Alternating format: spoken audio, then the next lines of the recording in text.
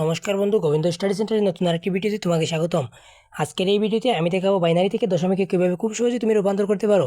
এখানে দেখো তো রয়েছে কত 12, 15, 21, 34 এবং 25। এই সংখ্যাগুলো 5 সেকেন্ডই তুমি বাইনারি মান লিখে দিতে পারবে। তো এটি কীভাবে, এখানে আমি দেখো লিখে রেখেছি 1, 2, 4, 8, 16, 12, 32। এভাবে তুমি যতগুলো সংখ্যা ডাবল অর্থাৎ 32 এর দ্বিগুণ যত হয় তত লিখে নেবে।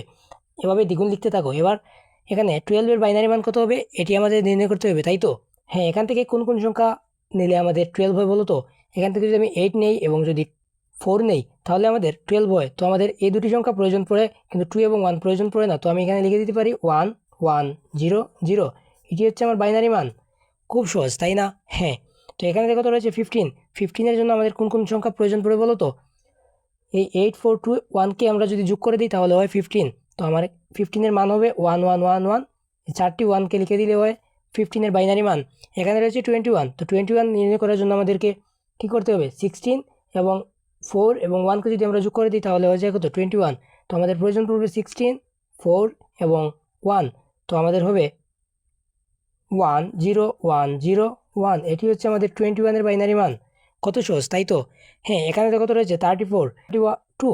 তো 31 এর সাথে যদি আমরা 2কে যোগ করে দিই তাহলে কত হয়? 34 হয়। তো আমি এবার 1 এই এই সংখ্যাটি নিব, যেহেতু সেখানে 1 এবং যেগুলো প্রয়োজন পড়ে না সেগুলোকে আমি 0 দিব এবং যেটি প্রয়োজন পড়বে সেটিতে আমি 1 দিব। তো আমি লিখতে পারি এরকম যে 1, 0, 0, 0।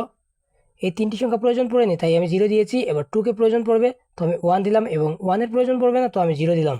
এটি হচ্ছে আমার 34 এর বাইনারি মান। তো এই 25 এর বাইনারি মান কত হবে তুমি কমেন্টে জানাও। ভিডিওটি ভালো লাগলে অবশ্যই ভিডিওতে একটি লাইক দিয়ে চ্যানেলটি সাবস্ক্রাইব করার অনুরোধ থাকবে। ধন্যবাদ।